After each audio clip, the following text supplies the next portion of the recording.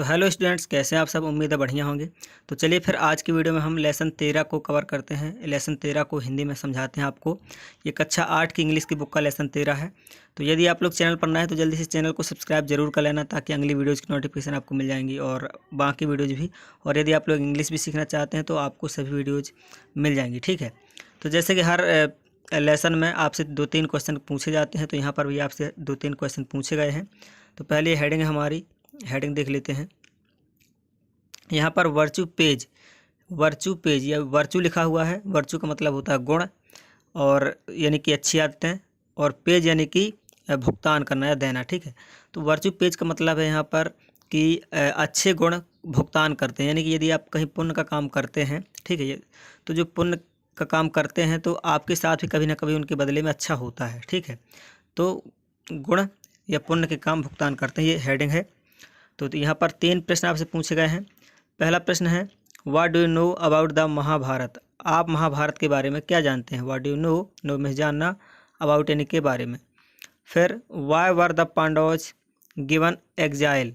जो पांडव थे, 5 पांडव थे, यदि आप जानते हैं उनके बारे में, तो पांडवों को वनवास क्यों दिया गया। यहाँ पर एग्जाइल का मतलब होता है वनवास करना और देश निकाला करना, ठीक है। तो उनका देश निकाला क्यों हुआ था, उनको वनवास क्यों मिली थी, ये है। फिर तीसरा है ये, what difficulties did they face when they were in exile. जब वनवास में थे तो उनको किन किन मुसीबतों की किन किन समस्याओं का सामना करना पड़ा था, किन किन मुसीबतों का सामना करना पड़ा था, ये तीसरा प्रश्न है, ठीक है। तो यदि आप जानते हैं तो अच्छी बात है, नहीं जानते तो अभी हम आगे चैप्टर को पढ़ते हैं तो आपको अच्छे समझ में आ जाएगा। तो यहाँ पर ये स्टोरी है, इसको पढ़ते हैं। तो यहाँ पर once when the Pandavas were wandering in the forest. एक बार की बात है जब पांडव यानी कि पांचों भाई को पांडव कहा जाता था। तो पांडव जंगल में घूम रहे थे, ठीक है, जंगल में सैर कर रहे थे। इन द फॉरेस्ट यानी जंगल। They felt very thirsty. उनको बहुत प्यास लगी। क्या लगी, उनको बहुत प्यास लगी। But nowhere could they find water. लेकिन कहीं भी, नो वेयर का मतलब होता है कहीं भी, क्या होता है, कहीं भी।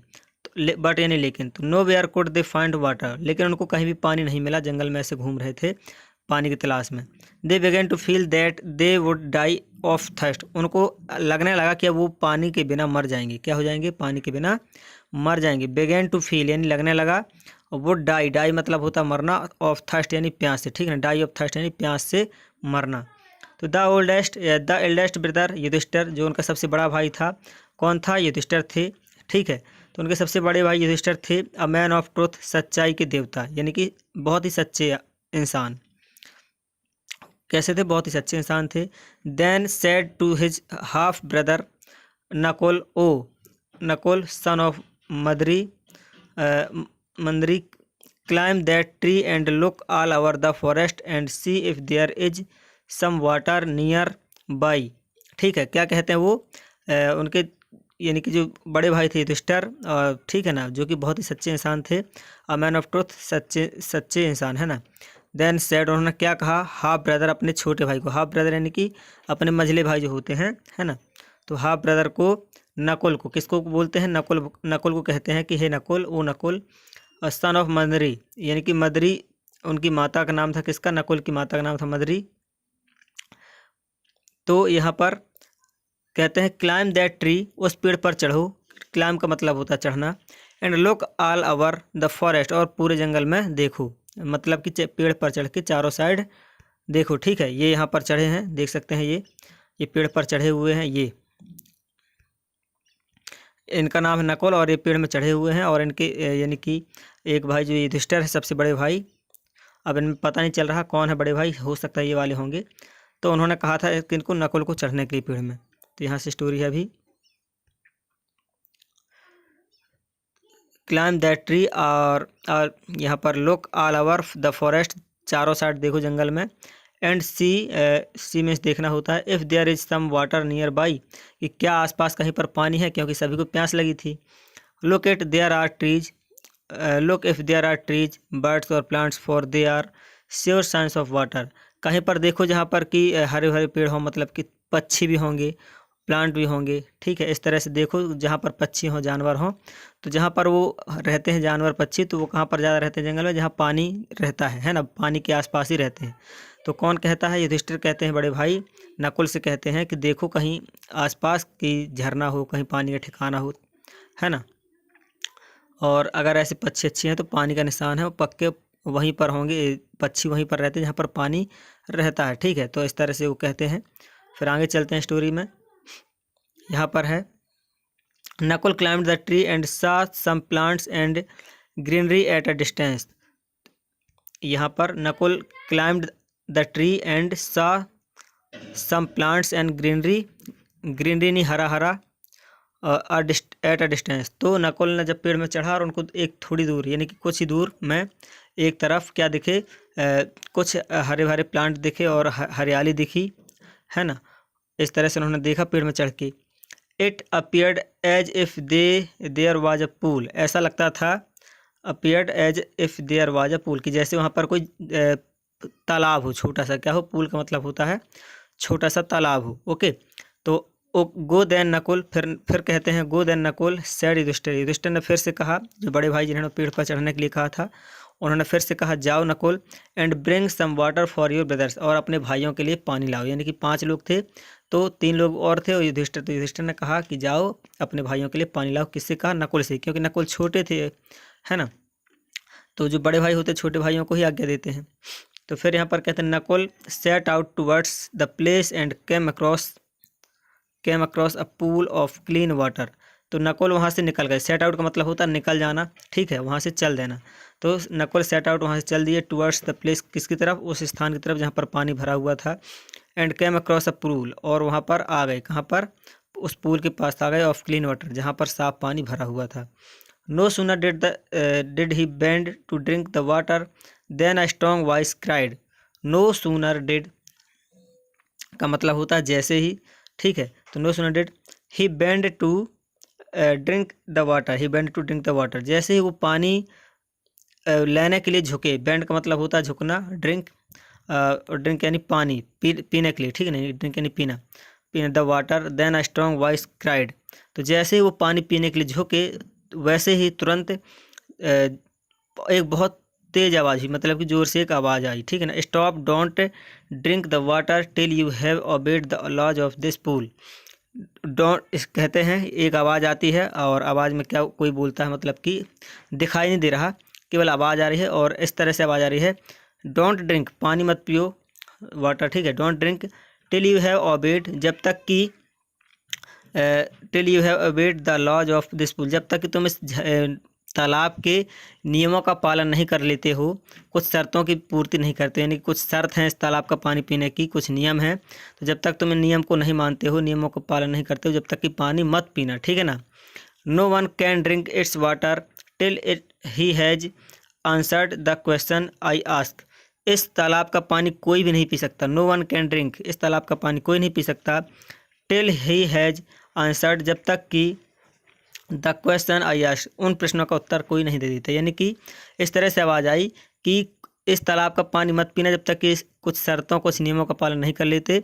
इस तालाब का पानी कोई भी नहीं पी सकता है जब तक कि जो मैं प्रश्न पूछता हूँ उसके कोई सही उत्तर नहीं देता है, जब तक कि इस तालाब का पानी कोई नहीं पी सकता है, ठीक है।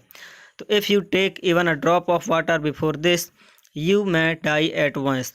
अगर मेरे प्रश्नों का उत्तर दिए बिना, if you take even a drop of water, यदि तुम एक बूंद भी पानी लेते हो मेरे प्रश्नों का उत्तर दिए बिना, तो तुम क्या हो सकता है, you may die at once, तुम तुरंत मर जाओगे। क्या हो जाओगे? मर जाओगे। इस तरह से आवाज़ आती है किसको? नकुल के लिए। जैसे नकुल पानी पीने के लिए, पानी निकालने के लिए झुका, ठीक है। तो चलिए फिर और आगे चलते हैं। Nakul paid no heed to the voice, Nakul ने उस आवाज़ पर ध्यान नहीं दिया। Nakul paid no heed to the voice, Nakul ने उस आवाज़ पर ध्यान नहीं दिया, और क्या करना, he had hardly touched the water when he fail dead among the weeds growing near the pond, ठीक है। तो ही हैड हार्डली टच्ड, जैसे ही उसने पानी को छुआ, the water when he fail dead among the weeds growing near the pond, जैसे उसने पानी को छुआ वैसे जो पानी के किनारे झाड़ फूस लगी थी, है ना, तो वहाँ पर वो क्या हुआ, गिर गया, मूर्छित हो गया, डेड यानी मर गया, ठीक है, जैसे ही, क्योंकि उसने आवाज़ को ध्यान नहीं दिया था। और आगे चलते हैं। तो यहाँ पर Yudhishthir and his brother waited for hours for Nakul but he did not return. और यहाँ पर क्या हुआ था, युधिष्ठिर ने भेजा था, तो युधिष्ठिर क्या थे, इंतजार कर रहे थे, और उसके भाई and his brothers weighted for hours, घंटों तक इंतजार कर रहे थे। मतलब पानी लेने के लिए भेजा था और प्यास तो वैसे लगी है, और भी इंतजार हुआ जब वो लेने गए। For Nakul but Nakul he did not return, लेकिन जो नकुल है, नकुल तो मूर्छित हो गया था वहाँ पर, क्योंकि उसने प्रश्नों का उत्तर नहीं दिया। तो क्या हुआ, वो नहीं लौटा। देन युधिष्ठिर सेंट सहदेव, फिर युधिष्ठिर ने किसको भेजा, युधिष्ठिर सेंट यानी भेजना, Sahadev to find out his brothers whereabouts. ठीक है, तो अपने भाई को ढूंढने के लिए कि जाओ पानी लेने जाओ और वहीं पर देखो नकुल कहाँ रह गया, और नकुल कहाँ पर, वेयर अबाउट्स यानी कहाँ पर। ठीक है, तो फिर when Sahadev reach the pool he saw Nakul lying dead there, जब सहदेव वहाँ पर पहुँचा उस तालाब के पास, ठीक है, तो हिस्सा उसने देखा कि, हिस्सा में देखना, नकुल लाइंग डेड देयर, वहाँ पर नकुल मरा हुआ पड़ा है। ठीक है, तो he felt very much grieved, उसे अपने भाई का बहुत दुख हुआ। क्या हुआ, बहुत दुख हुआ। He could not weep for his dead brother as his thirst had overpowered his emotions, वह अपने भाई के लिए रो भी नहीं सकता था। ही could not weep for his dead brothers, वह अपने मरे हुए भाई के लिए रो भी नहीं सकता था, क्योंकि he as his thirst had overpowered, क्योंकि उसकी प्यास बहुत अधिक बढ़ चुकी थी, उसे बहुत ज़्यादा प्यास लगी थी, किसको, सहदेव को। ठीक है, एंड हिज इमोशन, तो अवर पावर्ड हिज इमोशन, मतलब इतना भावुक हो गया था।